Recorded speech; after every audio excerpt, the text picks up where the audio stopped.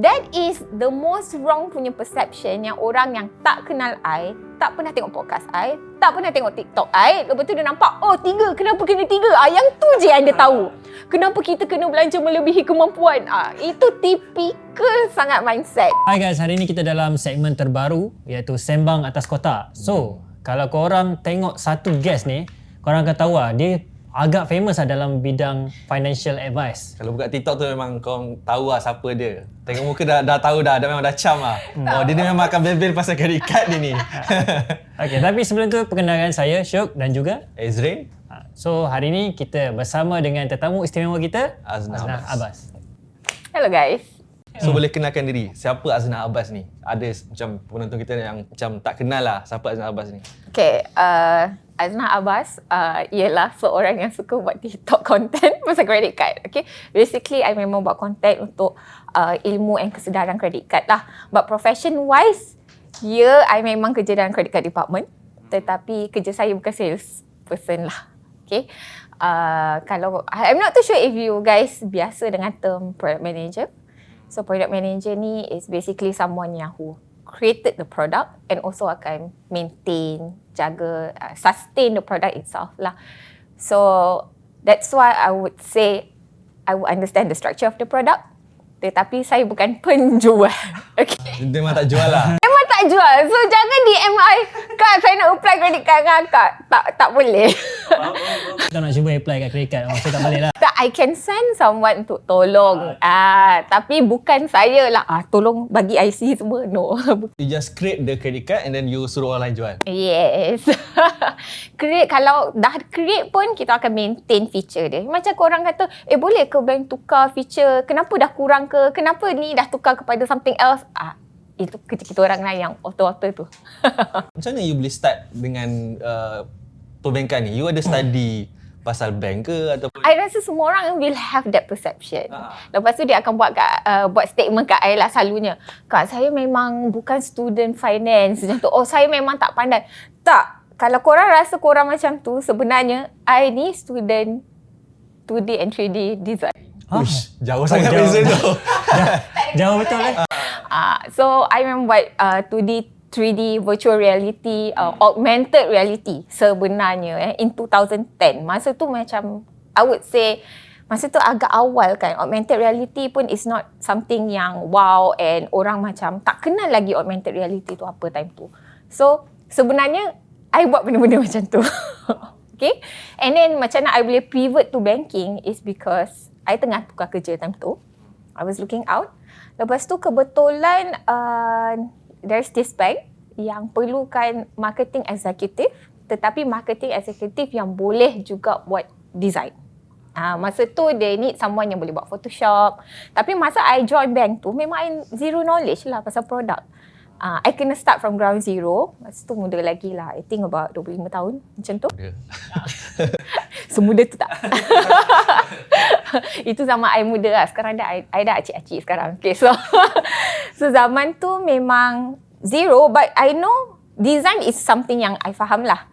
So marketing tu I belajar career wise, baru I belajar dengan through experience lah.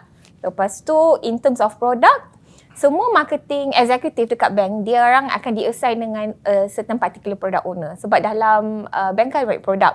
Mortgage lah, personal loan, credit card, apa lagi yang famous lah, SME loan.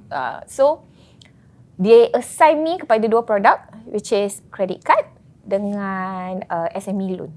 Loan business, loan kecil lah. So, that's how I started off my career. Yang betul-betul lah in banking. Tapi itu pun sebenarnya dalam marketing line. Tetapi sebab I work closely dengan produk, 2 produk ni. So dari situ I slowly belajar about the product and eventually after 2-3 tahun macam tu, I decided to tukar department. So bila I move internally and masa tu I ada position sebagai product manager untuk credit card. Time tu, I sebagai marketing executive mesti I rasa curious. Kenapa dia buat produk tu macam ni? Kenapa dia buat produk macam tu? Tapi on a marketing standpoint, mesti kita rasa kenapa dia boring lah macam tu kan? Kita rasa macam we should change it to A or B.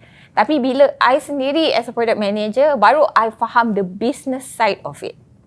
Kenapa setengah benda tu wow di mata orang, tapi business wise maybe dia tak sustainable. So kita tak boleh suka-suka je nak buat something. So dari situ bila I move department, baru I tahu the technicality wise on how the business is run.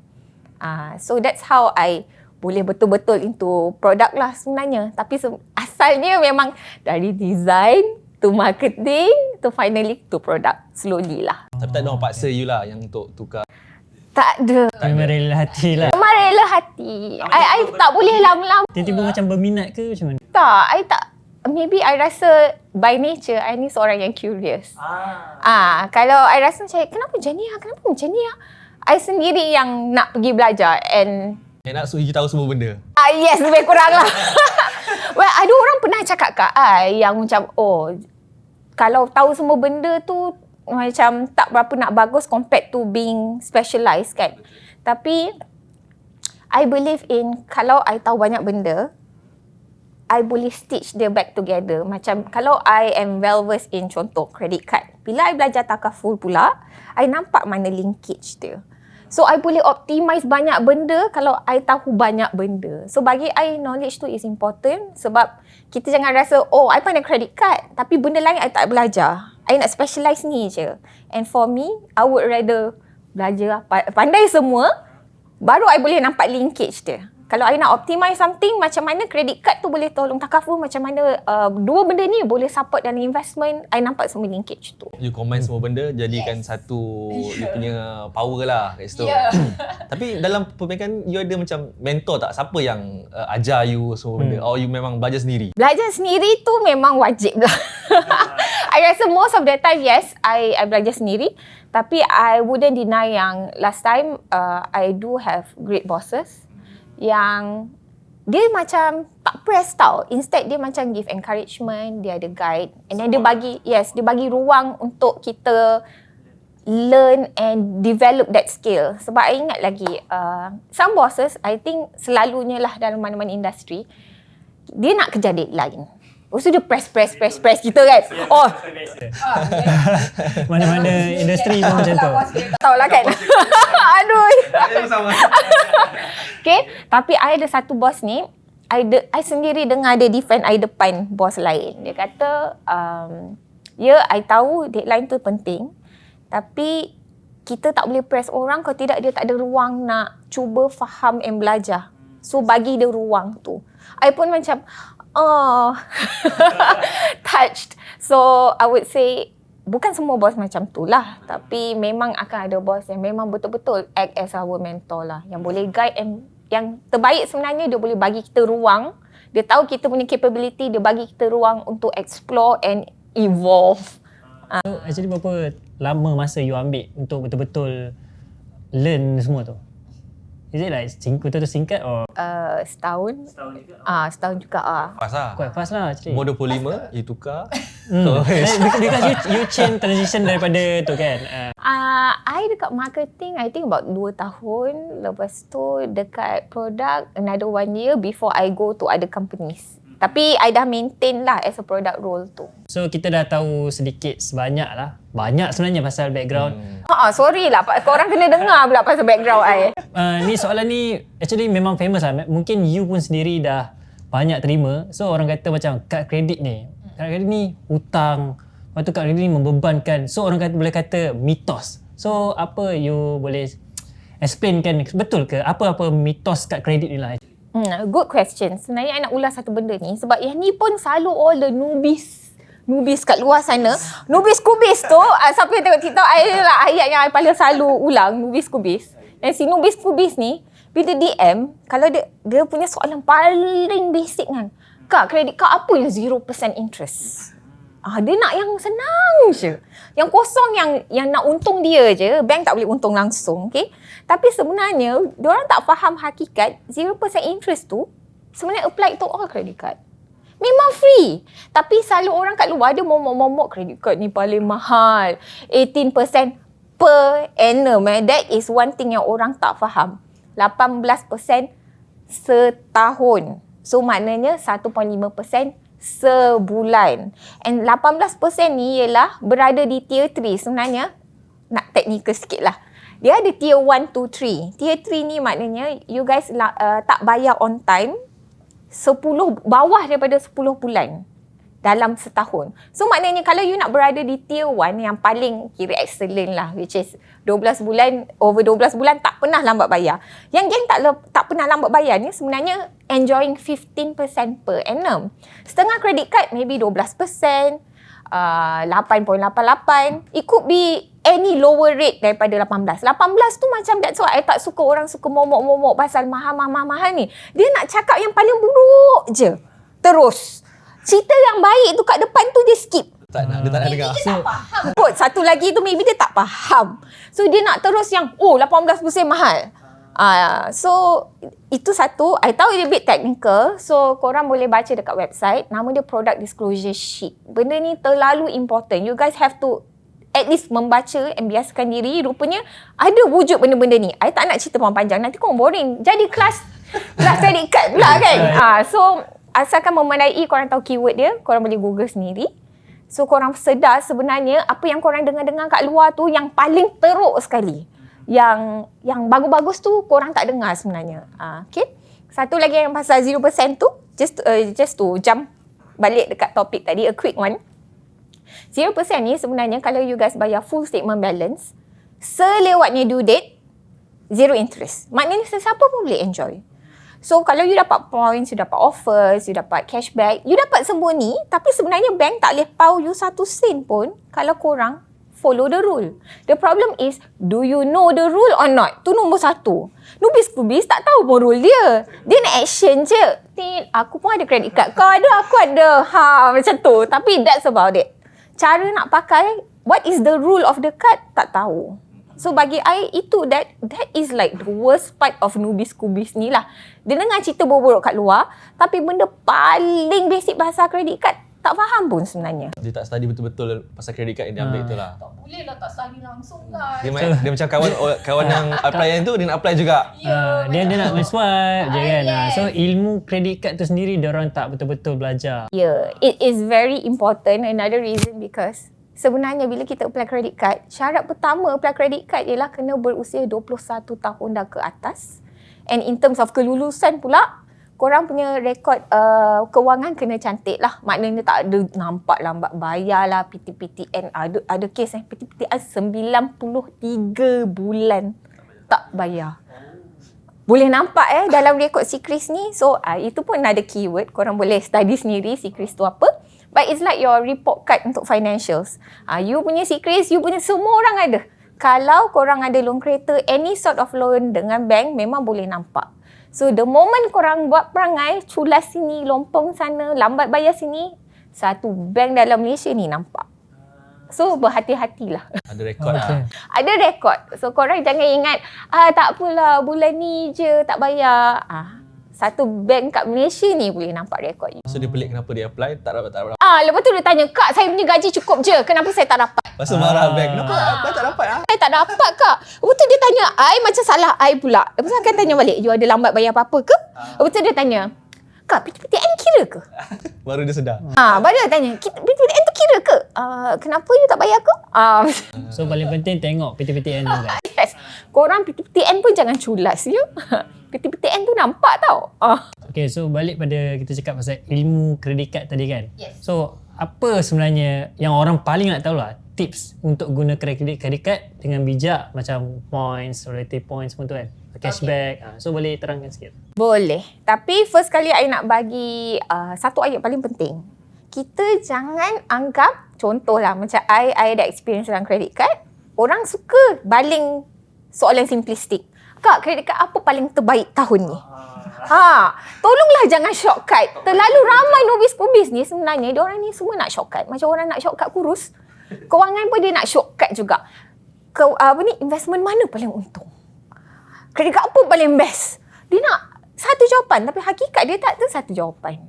Okay? I kena bagi contoh sikit kat sini sebab kalau tak bagi contoh nanti korang tak faham. Okay, paling simple kan.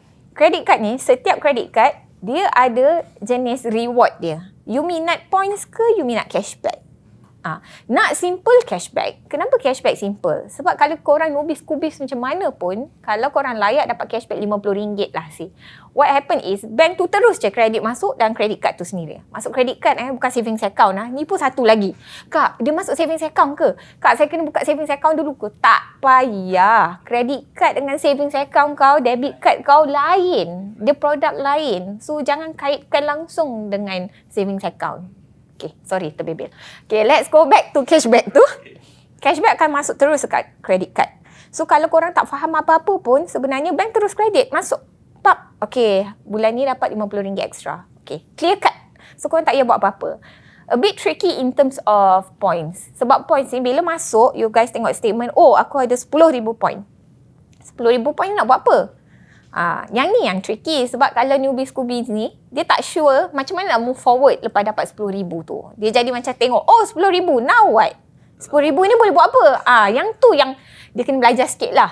Which is semua credit card punya, semua bank dia ada katalog dia orang sendiri. So dalam katalog tu akan cakap, you boleh tukar balik jadi cashback ke, you nak redeem power bank ke, banyak benda boleh redeem. So dekat situ, kat website bank tu sendiri, ada yang jenis yang you kena isi online form, ada yang pakai borang fizikal dan email ke, tak kisahlah. Ikut apa-apa method yang bank tu allow you tu lah. So, follow that method, you pergi redeem barang tu.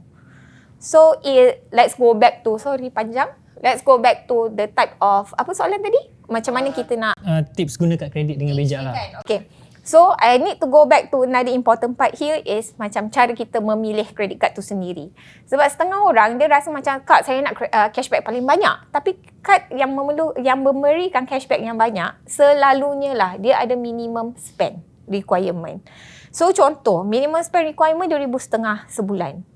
And you ni, example lah, hidup bujang, makan maybe RM5 dah lah bercatur, makan RM5 je sehari kan. Macam mana nak hit RM2,500 tu?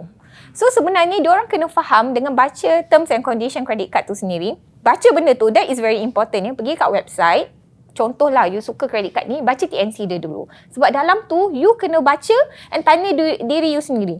Okay, requirement dia first kena belanja RM2,500. Mampu tak I belanja RM2,500 ni? Sebab kalau I tak belanja, then I dapat apa?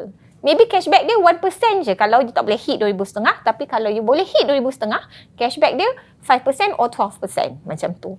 So you kena tanya how you spend.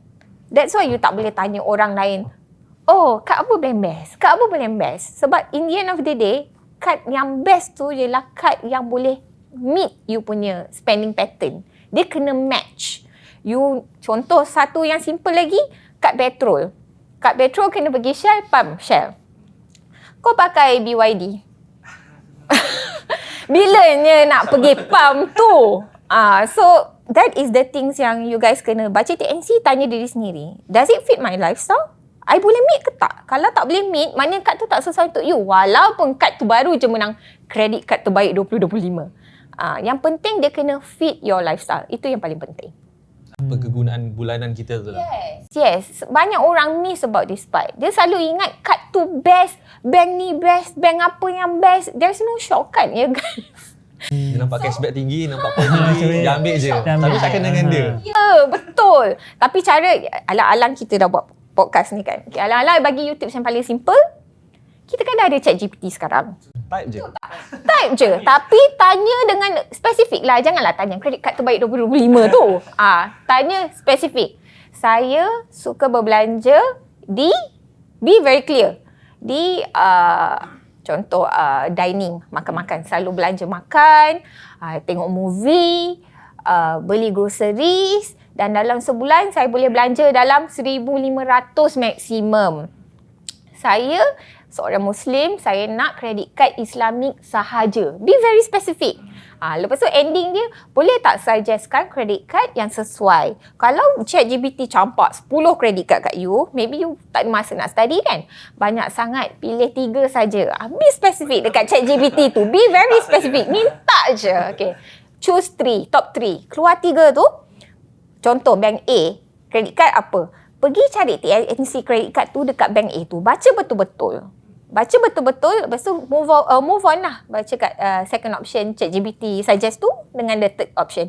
Bila dah clear, you sendiri by the time baca 3 TNC tu, korang patut dah boleh judge dah. Okay, kat mana yang sesuai untuk you. That is how to simplify your life lah. Dah 20-25 guys. Guna kemudahan yang ada. Sebenarnya ujung jari je. Jadi, kalau kau boleh main TikTok tu, sampai dekat I punya page, takkanlah tak sampai kat ChatGPT. Dia nak jawapan dia tangan dia. Dia tak nak touch hari langsung. Ya, itulah. Dia macam tunggu benda tu. Even masa apply credit card pun dah tulis nak guna untuk cashback ke, travel ke. Nanti dia akan suggest kan. Betul. Tapi kadang-kadang I faham juga sebab dia nubis-kubis lagi kan. So dia tak tahu macam patut cashback ke, patut points ke. Selalunya orang akan fikir dalam angle mana satu lagi untung lah. Tapi sebenarnya hakikatnya kita pun kena tahu kapasiti kita lah. Contoh macam I, credit card I banyak.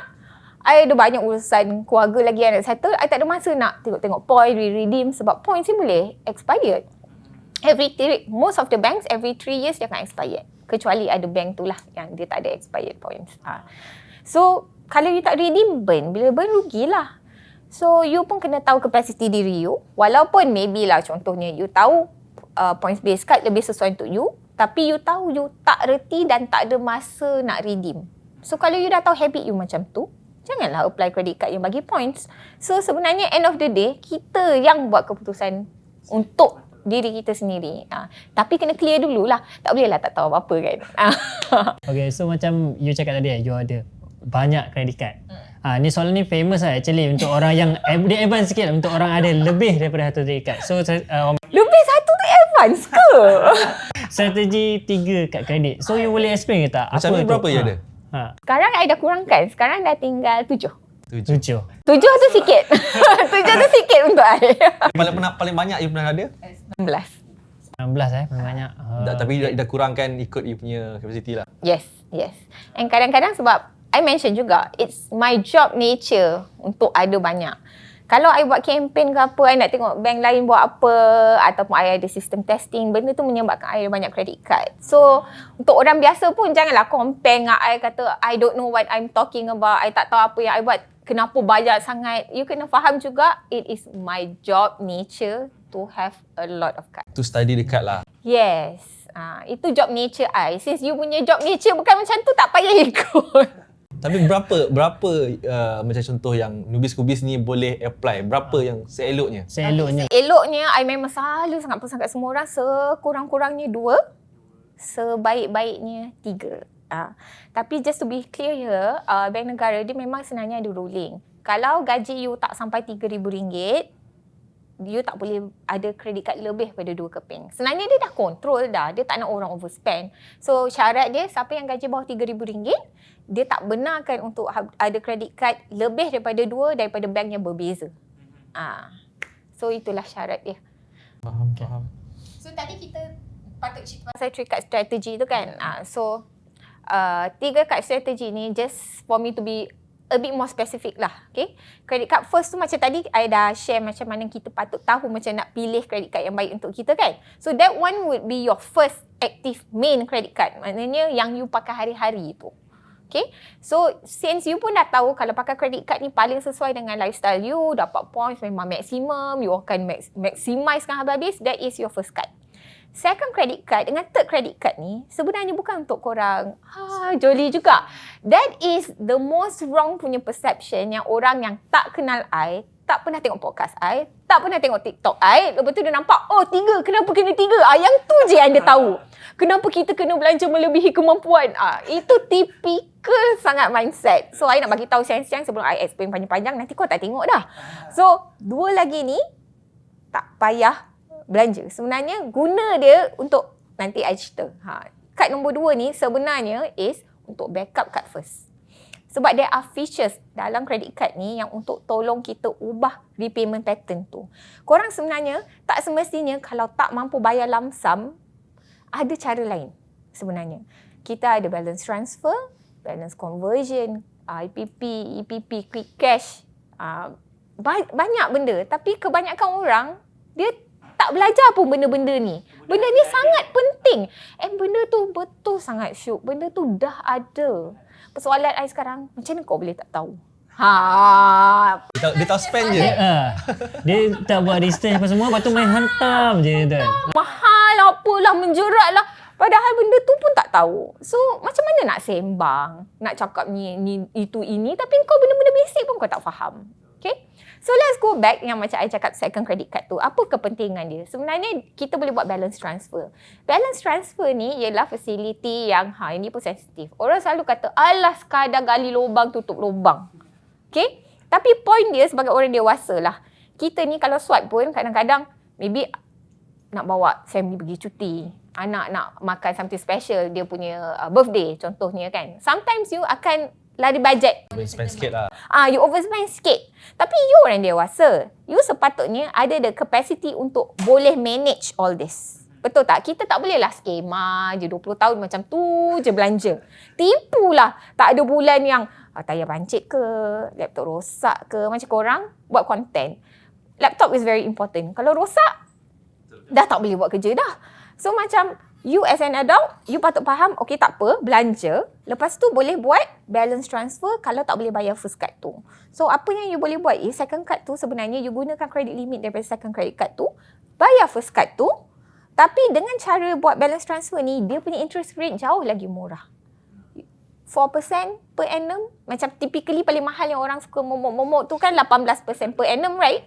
Ni 4%. Kalau you pandai, sebenarnya balance transfer promotion ada, which is dia selalunya bank-bank lain cara dia pancing orang apply credit card dia. Dia kata okay, campaign period 6 bulan ni, kalau you guys apply credit card I bagi promotion 0% balance transfer. I baru pau Afin 35,000 hari tu. You bayangkan I boleh pau Afin 35,000 ringgit at 0%. Kalau korang-korang nak tak? Pinjam sekejap bayar balik. Ya, boleh. You nak masuk dari SB korang ke lah, tak korang lah kan. Korang buat lah apa-apa kan. Tapi that's why the skill is very important. Kadang-kadang orang selalu sembang je macam, ni gali lubang, tutup lubang. Tapi kita as an adult, you nak fikir pasal gali lubang, tutup lubang ke? You nak fikir, isteri I dah lama tak bercuti. Anak I nak makan ni teringin. Dia baru balik sakit, COVID hari tu. Baru balik sakit. Mesti kita as a father, as a mother, kita ada kepentingan lain kadang-kadang tu. Bukan pasal asyik cakap pasal ikat perut, tak boleh belanja melebihi. Takkanlah setiap bulan pun ikat perut kan. So kita as an adult, that's why skill tu penting supaya ada time kita boleh adjust. Itu yang kita kena patut ada. Kita bukan salahkan orang, kita ni belanja ikut hawa nafsu. Untuk self reward kita juga. Yes. Kalau you lah hari-hari jatuh je, ada nikmat ke hidup tu? Macam mana nak teruskan hari esok? Kalau esok aku kena makan ikan masin lagi. Kan? Nak reward diri sendiri pun berfikir, ya memanglah salah kalau self reward hari-hari sampai tak mampu. Understand? Tapi syarat kredit kad yang pertama ialah berumur 21 tahun ke atas. So, you sepatutnya adult enough untuk fikir and faham situasi you, apa yang penting, apa yang perlu buat. Dan dengan knowledge you patutnya mampu nak adjust accordingly. Yang tu yang sangat penting. That's why kalau ada orang cakap kat I, yang ni pun komen yang selalu famous lah. I dapat, kita kena disiplin. Stop there. Kita kena ada knowledge dulu. Disiplin tu, to me, not to say tak guna lah. Tapi I rasa sepatutnya kita sebagai seorang dewasa, kalau dah hutang, kenalah bayar. Kenapa kita kena bagi tahu dah pinjam, kenalah bayar sekian masa. I rasa disiplin ni macam sepatutnya self-explanatory. You dah pinjam, patut tahu dah kena bayar. Tak perlu dipesan. Tetapi yang paling penting sebenarnya is the knowledge. You nak buat apa dengan duit ni, hutang ni, kalau you tak ada duit? Apa yang you boleh tukar kat sini? Itu skill yang you kena ada sebenarnya. Okay. And then, third card. Yang ni additional. Sebab tadi I cakap siapa yang gaji bawah 3,000 tak boleh ada third card kan. So yang ada third card ni considered laki lah. Yang ada duit sikit lah. So card ketiga ni sebenarnya function dia is bila korang nak buat 0% easy payment plan. Pernah dengar tak? Easy untuk beli phone macam tu kan? Yes. Sebenarnya 0% EPP ni could be anything. Tapi tengok kedai yang collaborate dengan bank you lah. Contoh macam you cakap tadi, it's gadgets, phone kan. You beli phone, lepas tu you swipe, you boleh pilih terus plan kat terminal tu. You nak 12 bulan, 24 bulan, 36 bulan, up to you. And it's depending on bank you dengan kedai tu lah. Diorang ada plan apa yang available. So bila you buat 0% EPP, instead of you habiskan contoh 5,000 bayar lump sum, walaupun you ada duit tu, you pakai credit card, swipe and bayar sikit-sikit bulan-bulan. Yes, dah lah 0%, cash flow tak kacau, bayar sikit-sikit je. Apa kepentingan 0% EPP ni is, setengah orang dia rasa, kenapa kita kena berhutang? Tapi my question to you is, kenapa you tak nak berhutang? Kalau benda tu 0% interest, and duit cash you boleh invest, and setiap tahun you earn 5% for free while you are sleeping. Kau tidur, duit masuk. So mana satu yang you patut utamakan? You supposed to be able to prioritize your money untuk invest somewhere yang boleh kasih you continuous return. Instead of, saya tak nak hutang, hutang tu tak elok. Betul tak? Sebab kalau orang kata, kalau satu hari nanti tak ada kerja, tak ada duit, keluarkan je lah balik duit tu. That is where the flexibility is. Maknanya, kalau you pakai EPP, betul lah tercedok ni, hilang kerja example. Tak boleh lah bayar phone, tinggal lagi 2,000. Apa yang you boleh buat? Keluarkan you punya simpanan tu, tadi tu yang tengah beranak duit tu, keluarkan 2,000, bayar, case close. So sebenarnya you sentiasa ada dua option. Kenapa nak kecilkan option you? Kenapa nak guna satu jalan? Padahal you ada dua jalan. Kalau jalan ni tak jadi, tukar balik jalan ni. So again, I nak ulang, as an adult, that is why it is very important korang ada skill ni. Supaya korang tahu, tak boleh pakai jalan A, pakai jalan B. Tak boleh pakai jalan B, pakai jalan C. Tak nak pakai jalan C, halfway tiba-tiba hilang kerja, patah balik jalan A. Boleh guys. So that's why skill tu and knowledge tu yang penting sebenarnya. Knowledge dulu baru planning. Yes, knowledge tu penting. Macam mana nak plan kalau tak tahu option apa yang ada? You tak tahu jalan apa pun yang ada, nak plan macam mana? That's why that skill tu kena ada, that knowledge tu kena ada dulu. Then you boleh nampak jalan tu. Kalau kita tak ada knowledge tu, jalan tu kita tak nampak. Tapi I sangat bersyukur siapa yang tengok podcast I ataupun tengok TikTok I, dia berhenti untuk belajar. Ada setengah tu kat situ. Tapi apa ni berhutang ni ajar orang berhutang. Saya sendiri pun tengok video ni kan. Penuh komen apa ni hutang. Saya prefer debit card je macam. Yes.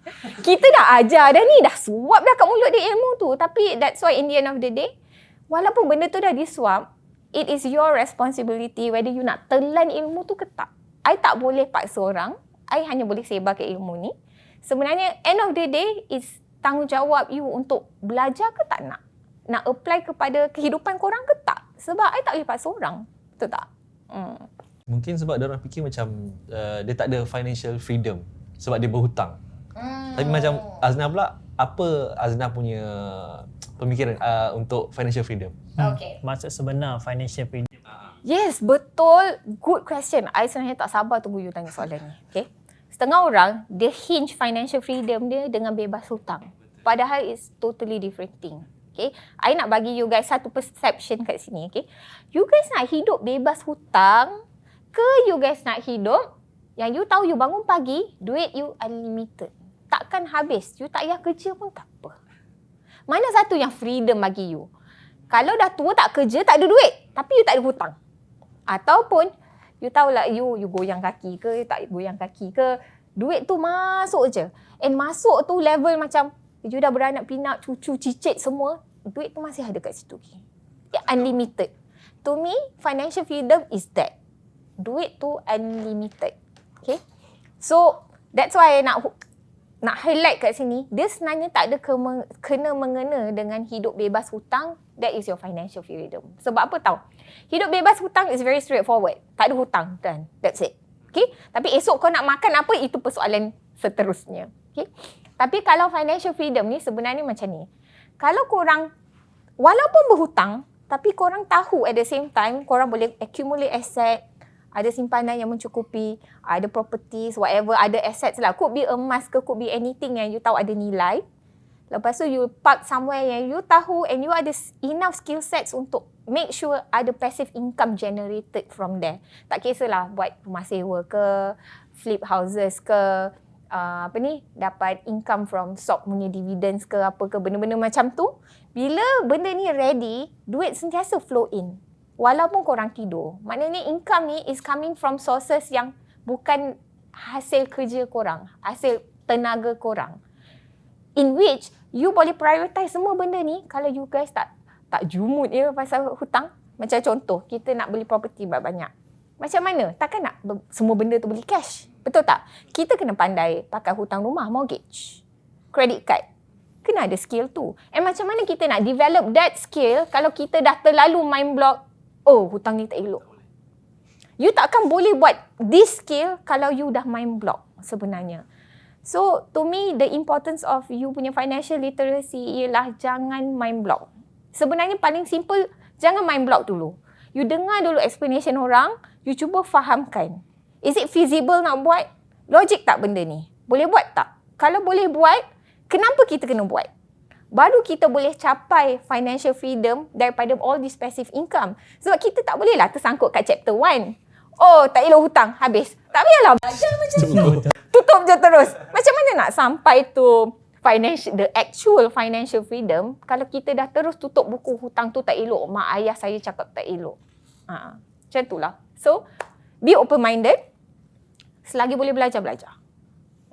Untuk orang muda, apa benda yang macam untuk dia orang capai as a financial freedom ni? Macam mana dia orang boleh mulakan? Mulakan dengan loan kecil-kecil. Sebab Belajar dari awal lah. Belajar dari awal. Contoh macam I cakap tadi pasal Secret kan. Pasal Secret rekod kewangan tu. So antaranya benda paling simple kan. ASBF, credit card.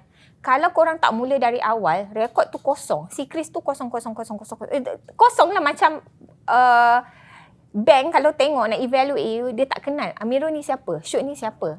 Dia ni pernah ada loan ke? Tak ada. Dia bayar okey ke? So bila bank have doubts with you, dia tak nak luluskan you loan. So bila you muda-muda tak bina, by the time you have enough money, maybe umur dah dalam 30-an, maybe gaji dah sikit kan, nak beli rumah, gagal. Nak beli ni, gagal. Time tu nak apply credit card, you masih DM I. Kak, kenapa saya punya credit card gagal? Betul tak? Sebenarnya kita nak elak benda tu. I wouldn't deny yang ada orang DM I umur dah 40-50 tahun ya, masih bercakap pasal benda ni. Kenapa fail? Takkanlah you 40-50 tahun baru nak tersedar. To me, it's a bit too late lah. So, not to say you tak boleh buat apa-apa, tetapi that's why mula muda tu penting. Kita mula muda supaya by the time kita tua, apa yang kita plan tu dah falls into places. Maknanya kita dah siapkan groundwork kita dulu. So untuk orang muda, you sepatutnya fikir untuk siapkan groundwork you. You jangan dengar-dengar cakap orang yang credit card tu mahal, ikut hawa nafsu, bla bla bla. I wouldn't deny there is some truth in it. Tetapi that's why ilmu tu penting. You kena faham benda tu betul-betul, baru you buat judgement. You bukan dengar, you betul tak tahu apa-apa. Tapi macam orang yang macam baru start kerja, gaji RM1,400. Yes. Boleh tak dia orang sampai ke tahap financial freedom tu? Okay, to me lah. Okay, tapi yang ni pandangan I, kena disclaimer awal-awal Itu dah miskin bandar sangat lah tu. Basic sangat je. Itu dah miskin bandar sangat. So sebenarnya tak salah kita start dengan RM1,400. Tetapi mentality kita tu penting. Takkanlah RM1,400 ni je. Apa lagi I boleh buat? So sebenarnya kadang-kadang it's not just about money. You pun kenalah ada keinginan untuk grow that money. Tapi you pun kena ada obtain additional skill set yang boleh membuatkan daripada dulu you hanya mampu RM1,400 je. Tapi sekarang you dah boleh dapat RM5,000. How? You have to find a way how to get to mana you nak. Tak bolehlah nak meratip je kan. Kenapa gaji saya sikit? So tapi sebab macam RM1,400 tapi you baru lepasan universiti and you pun ada loan juga dengan bank untuk study kan. Macam mana you nak strategi untuk dia bayar loan study dia tu? Masih tetap kena bayar loan. Adakah edit part-time job membantu ataupun tak? In the end of the day, you kena find a solution. Sebenarnya kalau you tanya I lah, walaupun kita boleh buat macam contoh I tadi cakap pasal balance transfer, credit card ni ada banyak strategi. Dia hanya tolong you bermain dengan masa. Dia boleh delay time, extend time, pendekkan masa. You main dengan masa. Tetapi end of the day, what matters is, do you have the money or not? Duit tu ada ke tak ada? So sepatutnya, kalau you dah tahu tak cukup, then you have to do something about it. Sebab berhutang and main skill-skill hutang ni, dia ada advantage. Tapi hakikatnya, dia tolong adjust masa. The actual value here, empirical value here yang you kena ada ialah duit. And how you get the duit, yang tu kena tanya diri sendiri. Macam mana you nak tambah skill sets you untuk tambah additional income. Sebab I tahu, ada orang maybe dia rasa, okay, saya university student, I'm supposed to focus on studying. Padahal kat luar sana, TikTok dah start ada affiliate. Setengah tu jadi part-time agent insurance, takaful. Ada apa tu, bila waktu malam tak ada kelas, dia buatlah part-time dekat bakery, university ke. Dia orang akan cuba get some extra money. Sebab hidup perlu diterus. Kena bayar banyak benda lagi. So, yes, kalau kita ada additional knowledge macam bermain dengan hutang ni, we would have additional advantage untuk stretch duit tu. Tapi akhir hakikatnya memang duit tu kena ada dulu. Okay, so soalan tadi mengenai kad kredit kan. Like you said, hidup ni kena pada diteruskan. Tapi tadi mengenai kad kredit, this time paling penting lah, paling orang macam cakna tak cakna pasal takaful. So, yang ni pun baru skill baru skill baru. Okay, so kenapa especially orang muda lah patut tahu tentang takaful ataupun perlindungan diri ni? Okay. Sebab to me, this is one thing, it is a backup plan. You kena faham cara nak shield duit you daripada asyik dikorek balik. Sebab if anything bad happens to you, ialah sakit ke, family sakit ke apa, nak masuk hospital, nak buat pembedahan, benda pertama yang you akan terkena dulu ialah satu, income you, gaji you, tak pun simpanan you, emas you, semua tu you will tend to gadaikan. Satu, kalau you tak ada skill credit card. Tu satu. Secondly, you tak ada takaful. That is like way worse. Okay. So sebenarnya, this additional knowledge, credit card, takaful, sebenarnya ialah supaya you boleh maintain you punya asset tu terjaga, disimpan dan sentiasa boleh grow tanpa gangguan. Itu yang penting. Satu lagi, if I want to go back to takaful, sebenarnya benda ni pun setengah orang dia tak nampak benda ni lain-lain. Dia separated. Kalau kita nak tengok in terms of satu, medical card yang ni I rasa standard lah. Semua orang nak masuk hospital, cantik-cantik, relax, selesa-selesa.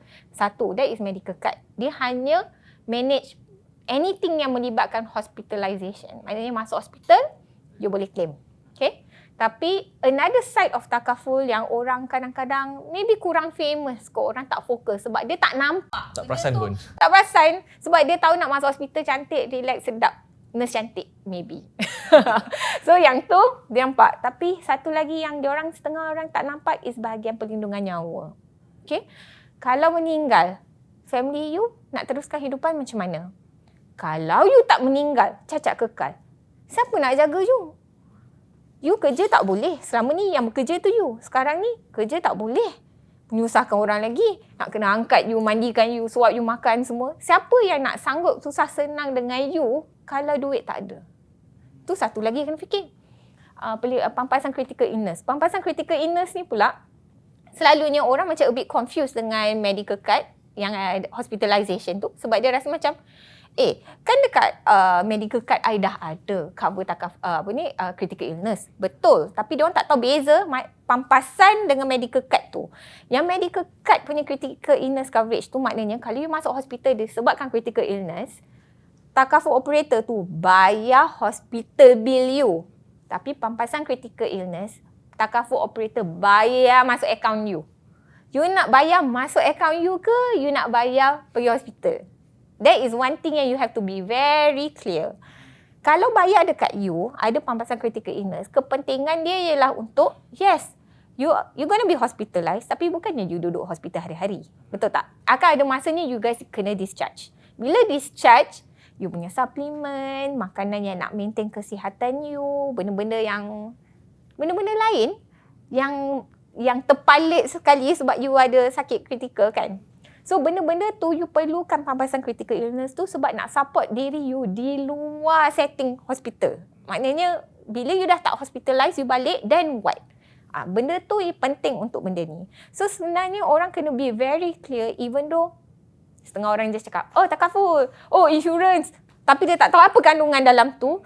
You guys have to be very clear sebenarnya adakah ialah untuk hospital ataupun is it untuk perlindungan nyawa you ataupun critical illness you, pampasan critical illness. Yang mana satu sekarang ni? Setengah orang samalah macam credit card. Dia tak faham. Dia main ambil je. Dia main ambil je. Oh saya dah ada.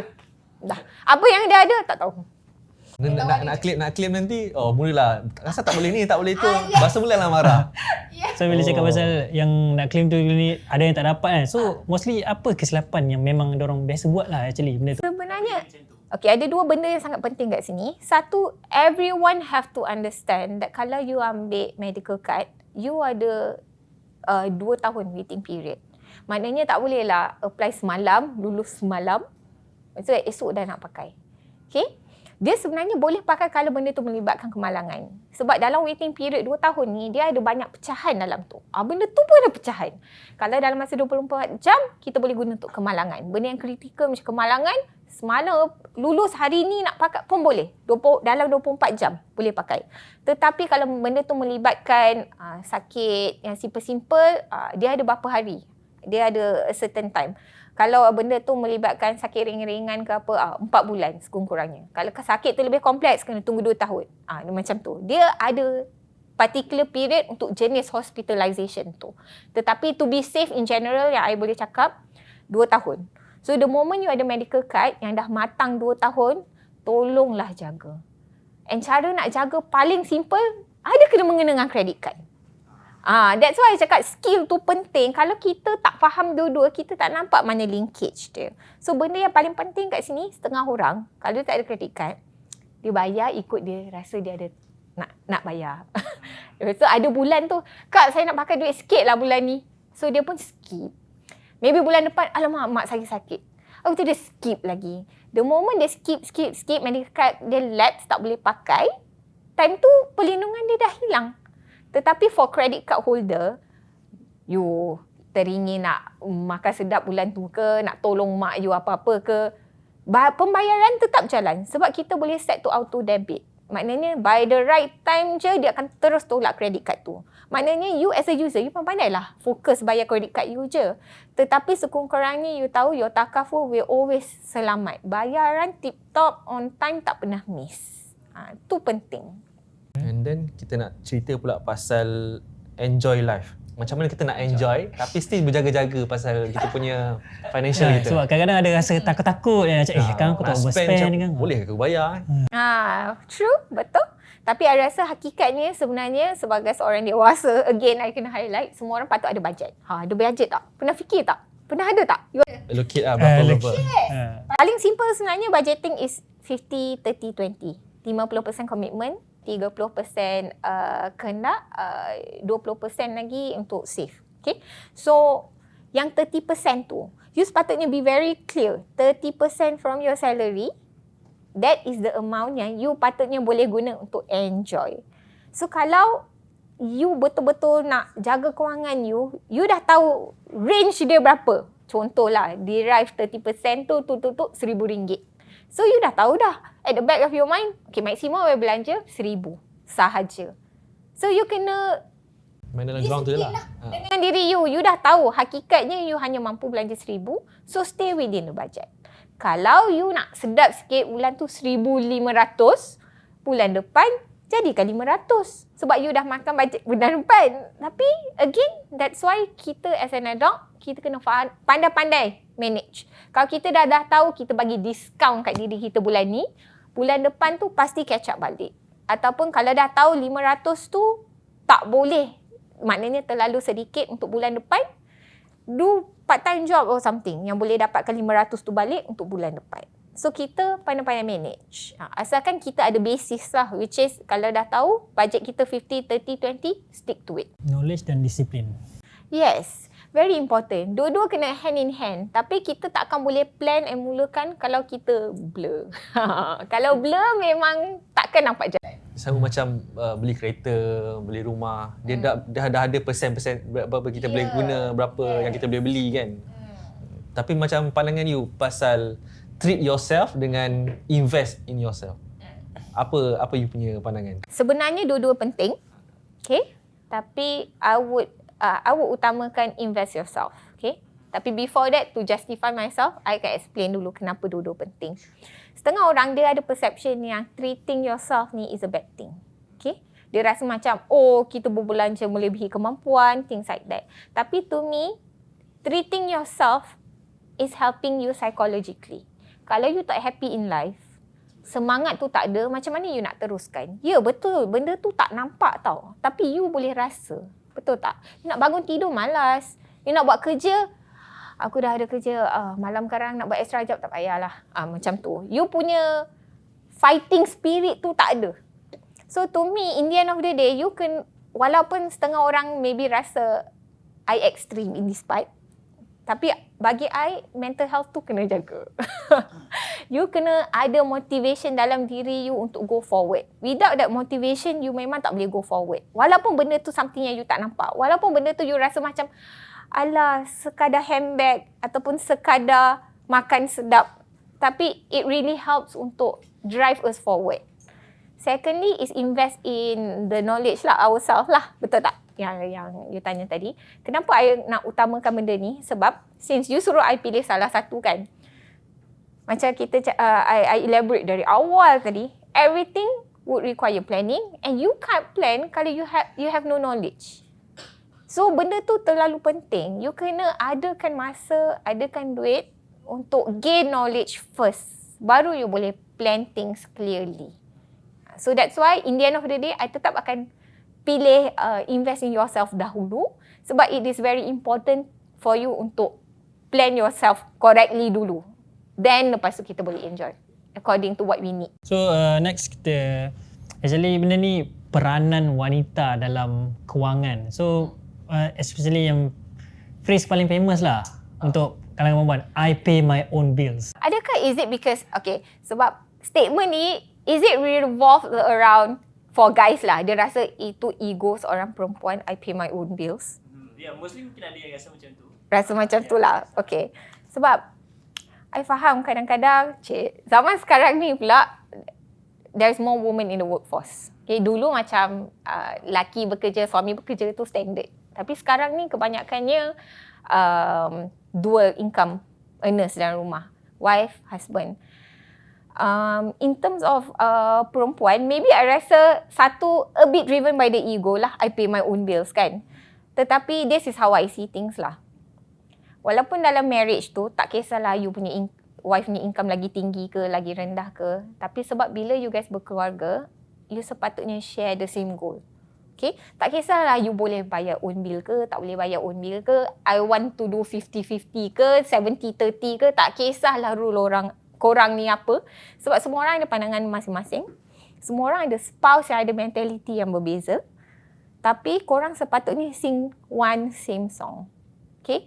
So, you dengan husband you sepatutnya boleh sit down together, plan your plan your family punya direction. Sebab kadang-kadang kan, dia rasa macam I can pay my bills. I can pay my own bills. But what is bigger than just the bills?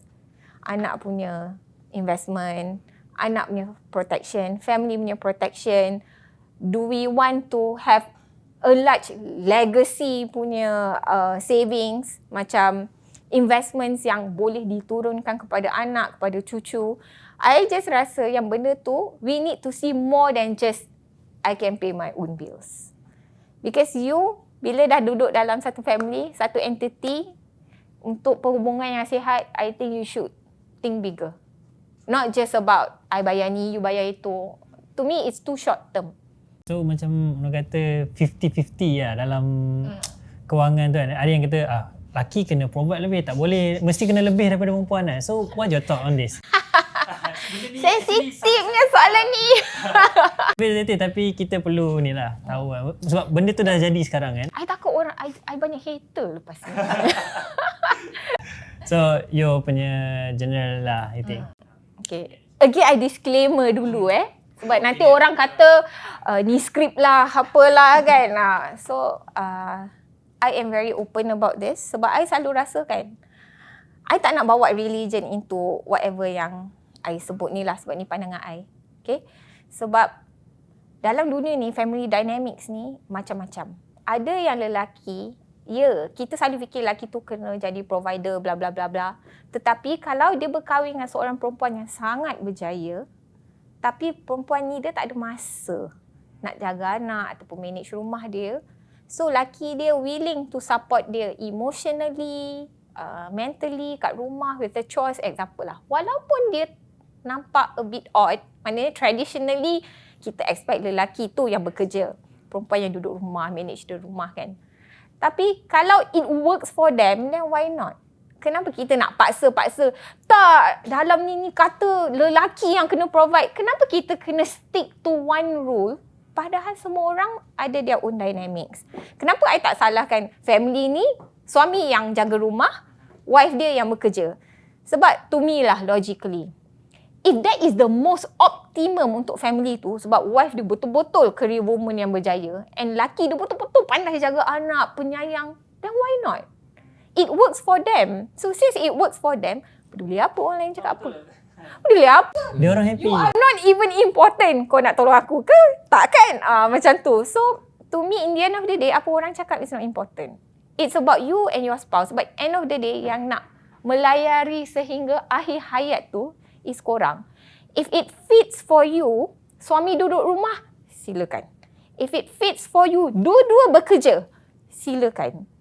You have to find your mutual respect, mutual understanding, and tak payah bubuh-bubuh rule ni 50-50 lah, laki kau tak guna lah sebab 50-50 lah, red flag lah, apalah, tak kisahlah red flag ke green flag. Aku punya red flag dengan green flag lain dengan kau pun.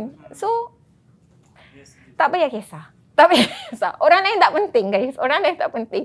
Yang penting you dengan pasangan you je and what you guys need in life. Orang lain tak penting. Tak payah border pun orang ni. Dia orang boleh sembang je. Macam haters I yang kat TikTok tu, dia boleh sembang je. But in the end of the day, dia orang tahu, they can't even touch me. Okay, dia boleh lah buat hate comment tu. Tapi macam tu je lah. Tapi macam pasangan yang laki dia bekerja and then wife dia memang tak bekerja, duduk rumah je. And then end up macam sekarang kan banyak kes cerai kan. Yes. End up dia bercerai and then wife dia tak ada financial langsung. Tekan-tekan lah. So apa nasihat you kat dia orang yang macam you dah berkahwin tapi you tak bekerja tapi end up you bercerai. So then, before tu lah preparation lah. Takut lah kita tak tahu Hana. Faham. So macam saya cakap tadi, perjalanan kewangan ni sepatutnya you husband and wife must be on the same page. Betul tak? So sebenarnya dari awal-awal memanglah kita kalau boleh tak naklah fikir kalau kita bercerai nanti macam mana? Betul tak? Tetapi bila you dah mulakan keluarga, kalau you betul-betul bincang, you boleh sit down and kata, okay, I'm going to be your housewife. I tak bekerja. So if one day anything happens, macam mana I nak teruskan kehidupan I? Anak-anak ni macam mana? I rasa sometimes kan, maybe it's a bit sensitive. Tapi dia lah benda penting kita kena bincangkan upfront awal-awal. So kalau boleh maybe every time suami you dapat gaji, dia kena allocate example 20% of the money invest kat mana-mana ataupun dia bagi kat wife dia supaya dia tahu apa-apa jadi pun duit isteri dia tetap akan ada sedikit duit untuk mulakan hidup dia. Tak adalah dia tersangkut mati kutu kosong sen kan sebab dia tak bekerja. And wife dia at the same time, kalau dia rasa benda ni lah perkara yang merisaukan dia, setengah perempuan okey je. Husband I okey. Macam tu dia tak nak buat apa-apa, itu terpulang kat diri dia lah. Kalau dia rasa yakin suami dia akan stay with her, dia tak perlu fikir pasal ni, tak apa. Tetapi siapa yang ragu-ragu tu, yang selalu fikir macam what if? Dan siapa yang rasa what if tu kuat, then they have to figure out lah. Contoh, banyak sekarang ni banyak benda part time ataupun diorang boleh buat baking dari rumah ke. They can always do something. So end of the day, the planning is memang number one. You kena agree dengan husband you dulu macam mana duit tu nak allocate. Bagi I sikit ke, invest untuk I sikit ke, sebab yelah, jaga rumah doesn't mean it's free. Betul tak? So planning tu penting and kena sefahaman lah. So you as a content creator dekat TikTok kan, apa yang macam mesti banyak punya lah. Apa kelebihan you macam you kongsi pasal kewangan dekat TikTok kan? Apa sebenarnya you dapat? I dapat. Sebenarnya I tak dapat apa-apa. I dapat penat je. Tapi apa your macam your target lah sebab you go. bercerita pasal credit card ni semua kan. Apa your target untuk orang faham ke ataupun orang lagi kenal you ke? Sebenarnya bila I nak explain ni kan, I rasa I takut orang judge I macam ajak-ajak je. Tapi benda ni ikhlas benda ni ikhlas. Sebenarnya because I started off my TikTok sebab 2 years back tau sebenarnya. Masa tu I baru lahirkan anak nombor 4 I sebenarnya. I dah bantang, so free lah.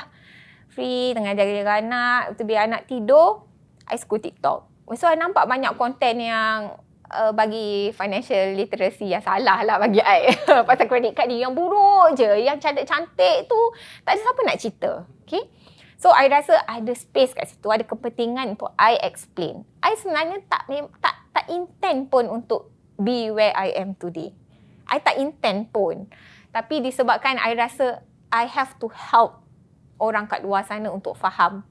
Jangan senang sangat dengar benda yang merepek. Sebab I rasa it's not fair. In the end of the day, I sampai satu tahap tu I rasa, kenapa I yang ada capacity, I biarkan orang yang merepek ni buat konten. Padahal I tahu I boleh tolong korang. Cerita yang sebenar lah. Cerita yang sebenar, tolong korang. Kalau ada yang masalah, boleh keluar dari masalah tu. Instead, I biar je orang-orang yang merepek ni buat konten merepek. Tiba-tiba I rasa tanggungjawab tu datang pula. I rasa I ada have this tanggungjawab untuk betulkan balik. Sebab you ada knowledge tu, you perlu. I rasa macam sayang I simpan. Kenapa I simpan? So sebenarnya I tak berniat langsung untuk famous ke, make money out of it ke. Sebenarnya tak ada. I punya niat memang very clear. I nak korang faham. Semua orang faham, have better financial literacy. Sebab in the end of the day, ilmu ni boleh dipas. Kalau you are literate, you akan pas kat anak you. You akan pas kat wife you. You akan pas kat adik-adik you. So, I harap dengan usaha kecil I, orang lain boleh tolong extend. I maybe tak perlukan korang punya klik share tu.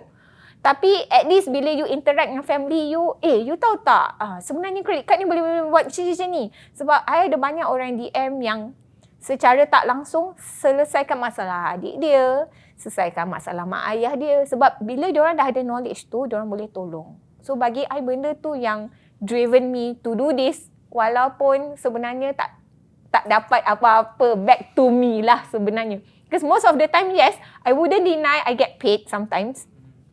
Tetapi that's not my main drive. I boleh cakap 90% of the time I buat kerja amal. 90%. 10% je berbayar sebenarnya. Dia macam mengubah anggapan pasal credit card lah. Yes. Bagi I benda tu important lah. Tapi you memang fokus on TikTok saja ke ataupun dekat IG juga ke? Ada sebab kenapa I fokus on TikTok. Kenapa tu?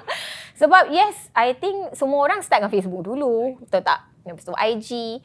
So I perasan algo dia macam I tak boleh reach kepada orang random. Sebab I've been in financial industry for quite some time. Kawan-kawan I is like another bunch of bankers yang maybe doesn't even need this knowledge. Okay? So yang I nak reach tu ialah yang maybe orang-orang muda, yang random-random semua. And I rasa only with TikTok, audience nak masuk kat FYP tu, algo dia works for me. Dari semua tempat? Yes, it can hit anything, anyone. Walaupun tak follow kan? Yes. So Ni pun daripada yang one kan. betul. So I rasa dia punya audience, how the algo was written dekat TikTok tu ialah media yang paling sesuai untuk I sebarkan benda ni. Sebab I dah start lebih awal dekat Facebook. Tapi dengan algo dia, it's not helping. Kalau cik ala-ala promote Facebook. So dekat Facebook tu sebenarnya asalnya I tulis panjang kat Facebook. Sometimes I even share link Excel, okay, cara nak buat budgeting, kiraan macam mana korang nak aim your next career, berapa gaji seterusnya. I ada share macam-macam benda macam ni. I dah siap buat Excel sheet, korang tengah nak isi nombor je. Okay, to that level lah I ajar orang. Tapi sebab I rasa algorithm dia is not reaching the kind of audience yang I perlukan. So bila they're not getting the result that I need, it's not like I berhenti share. I tetap share. Tapi I rasa I kena fokus on TikTok lah.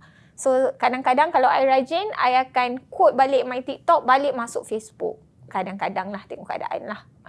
Tapi the best medium that works for me so far memang TikTok. That's why I just focus on TikTok. Dalam banyak-banyak feedback yang dapat kat TikTok ataupun dekat Facebook ke IG kan, Mostly DM. apa yang paling melucukan?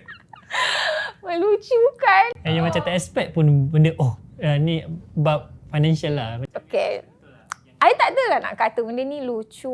Tapi sebab I ni dah biasa tengok orang kutuk pasal kredit kad. Betul tak? Bahaya lah. Kenapa nak banyak lah. Kenapa kena pakai sampai 2 lah. Tapi orang yang DM I yang betul-betul faham. Kak, saya punya dah 9 dah. Saya punya dah 4. Bulan ni dah 6. Saya tengah target lagi 1. Saya tengah apply lagi 2. So bagi I, not to say it's really funny. Tapi dia funny for me is because I boleh rasa apakah impact knowledge I dekat orang lain kat luar sana. Maybe setengah orang yang tak nak dengar dan tak faham tu, dia tak faham apa yang I rasa. Tapi I rasa yang whatever yang I dah sampaikan kat luar sana, bila orang faham, they really understand kenapa diorang buat benda tu. Bila diorang faham kenapa diorang buat sesuatu tindakan tu, dia buat I rasa message I ni tak sia-sia lah. Sampailah. I penat macam mana pun, I rasa sampailah. Orang dengar, orang praktikkan. And yang paling penting, dia boleh tolong orang sekeliling diorang lah. Kalau ada masalah ke apa, diorang boleh tolong dengan knowledge diorang ataupun dengan kredit kad diorang. Tadi kan cerita pasal lucu kan. Cerita yang macam menyentuh your perasaan. Macam dia ada DM you, dia cerita pasal dia punya kisah sedih lah pasal kredit kad. Ada juga. Boleh ceritakan sikit? Boleh. Yang pasal kredit kad ni, dia bukan pasal dia tercedok. More to like sebab betapa dia menyesal dia tak mula awal. Kisah dia macam umur dah lanjut, 40-an. Wife dengan dia, dua-dua macam gaji tak sampai 3,000. Okay? Tapi sekarang ni isu dilema dia ialah mak dia punya separuh dari rumah dia, mak dia terbakar. And then adik-beradik lain semua tak boleh tolong, tak ada cash, no nothing. So dia punya perception is dia tengok orang lain apply credit card, ingat boleh membantu credit score dia, lepas tu dia nak buat personal loan. Dia nampak macam wow, benda tu Indahnya. indah lah. Dia inilah jalan yang I patut buat. Tetapi dia tak sedar gaji dia minimal dan umur dia dah 40-an. Macam I cakap tadi, secret patut dibina way back when you are younger.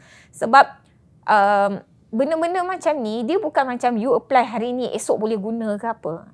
Dia ada banyak perkiraan lain yang akan tengok seluruh history you. Okay, dari muda you macam ni, you apply ni, you dah ada berapa banyak produk. How you've been paying all this while. Pernah skip ke ataupun sama ni cantik, setahun ni clear, semua bayar on time. Hutang terkawal, gaji banyak. Bila dia nampak pattern tu, it's easier untuk bank luluskan apa-apa yang you minta. Tapi kalau you 40-an, baru nak tersedar, gaji mesti very minimal. Lepas tu mak you dalam kesusahan, tapi you tak boleh buat apa-apa. Dia berada dalam keadaan, dia sedar dah terlalu lambat. Benda tu yang buat I sedih sebab I rasa nak tolong, I nak reply. Tapi macam mana I nak suruh dia patah balik masa? Benda yang melibatkan masa, I tak boleh buat apa-apa. Kalau dia just in terms of restructuring hutang dia, okay, you ada 2 credit card, okay, apa kata you buat balance transfer? Atau apa kata you apply credit card lain? I boleh bagi solution. Tapi kalau solution dia, kau patut mula 20 tahun dahulu, memang I tak boleh buat apa-apa. Memang I cakap so sorry. Sebenarnya I hate to break the news to you, tapi you kena mula awal sebenarnya. Benda ni bukan pada umur you 40-an, you tengok TikTok I, wow, okay, cara dia macam ni. Tapi you tak mula apa-apa dari dulu. So that is the story yang paling I sedih lah. Sebab yang orang yang DM ni is someone yang close to me.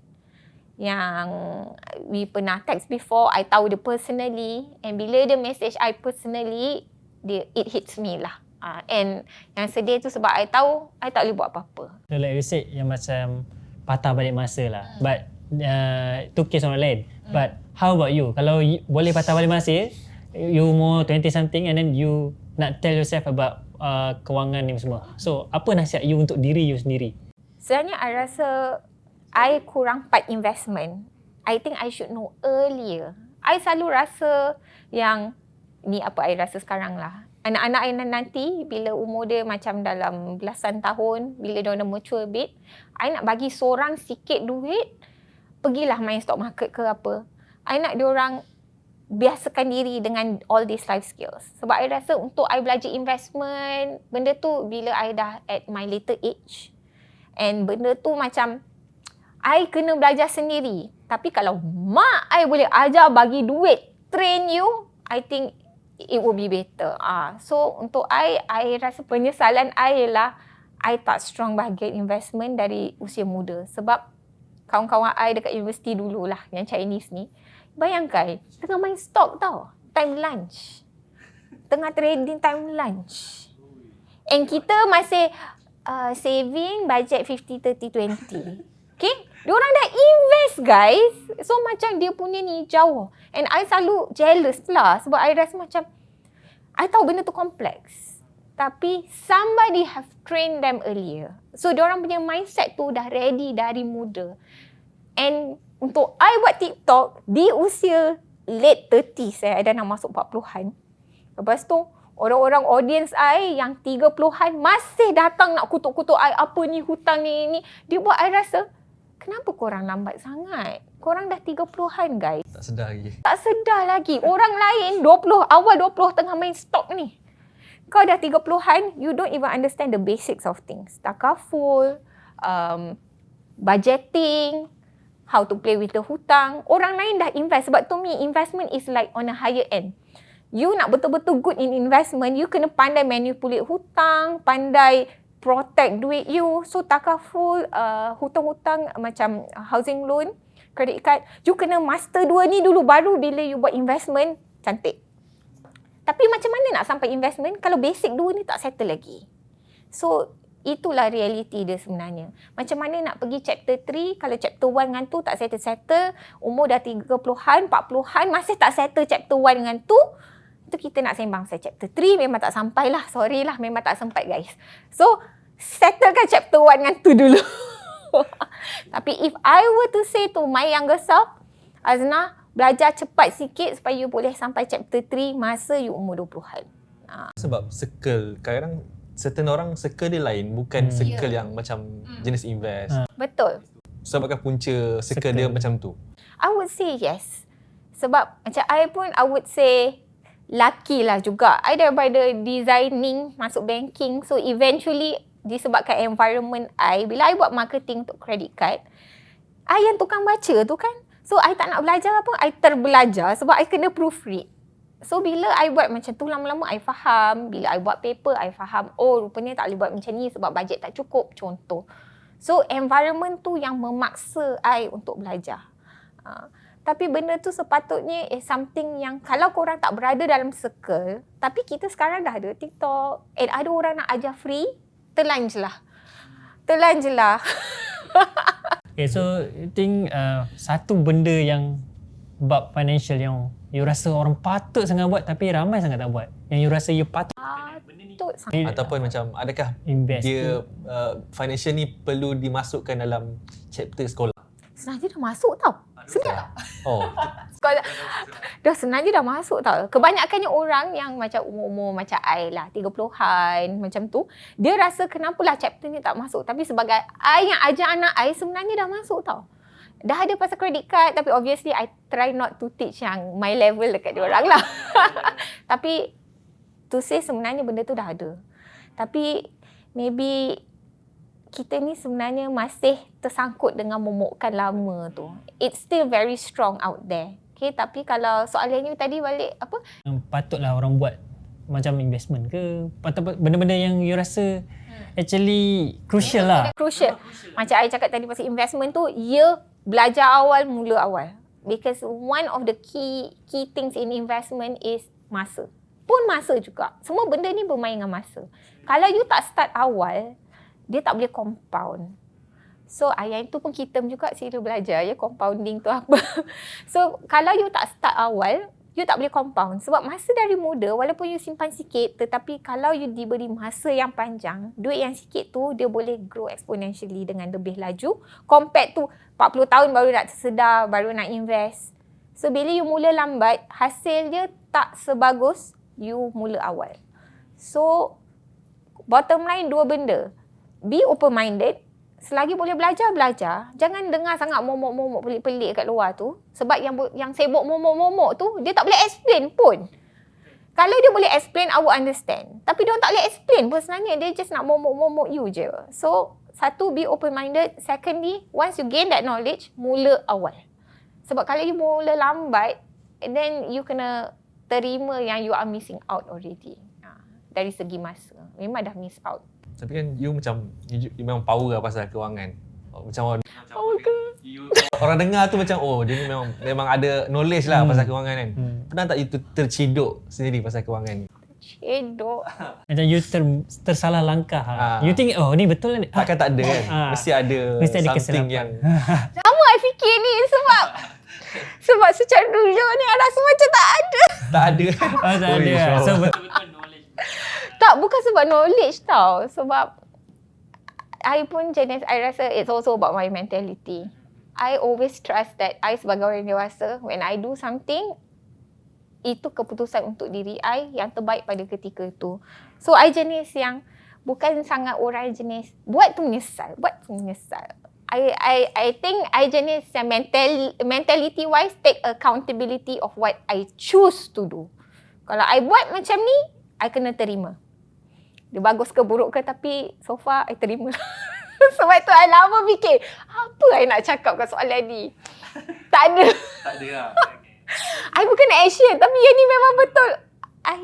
I tak boleh cari anything yang I boleh kata I menyesal lah. Dalam you ada takaful, you ada credit card semua kan. Contohlah benda ni esok tak ada. Dah memang hilang, memang tak ada. Back to basic lah. Tapi duit ada lagi yang simpan bawah bantal tu lah. Apa your plan? Budgeting lah. Budgeting kena ketat sikit lah. Tak boleh nak diskaun diri sendiri banyak sangat. Sebab bila kita dah hilang option facility yang boleh adjust tu, tukar sini, ambil fund sini, parking sini, kita dah tak ada facility tu. So kita terpaksa bergantung 100% kat disiplin lah. I wouldn't say that's the best way to do things, tapi kalau kita dah tahu kita dah kehabisan option, kita terpaksa follow the plan, then I just have to follow the plan. Maybe kurang nikmat hidup lah sikit. Macam saya cakap tadi, tak boleh nak adjust kan? Tak boleh nak tak boleh. Tapi kalau itu yang membantu kita punya kelangsungan hidup, then I kena disiplin. Time tu memang disiplin tu kena take over lah. Okay, so sebelum kita akhiri podcast ni, so your last lah nasihat untuk semua mengenai kad kredit card, takaful. So what your nasihat lah untuk semua? Nasihat I, benda yang paling penting is, kalau you jumpa muka I nanti kat TikTok ke apa, yang korang ada bad perception pasal credit card ke, takaful menipu ke apa, I really highly suggest dengar dulu. Kalau you dengar, you faham, buka minda you. Kalau you mana-mana lagi yang mengajar sesiapa, terima dulu ilmu tu, cuba dengar, faham. Kalau you rasa it helps, then baru you judge from there. Sebab I rasa it's not fair untuk you judge knowledge yang you tak sentuh pun betul-betul. You macam tengok, tak elok.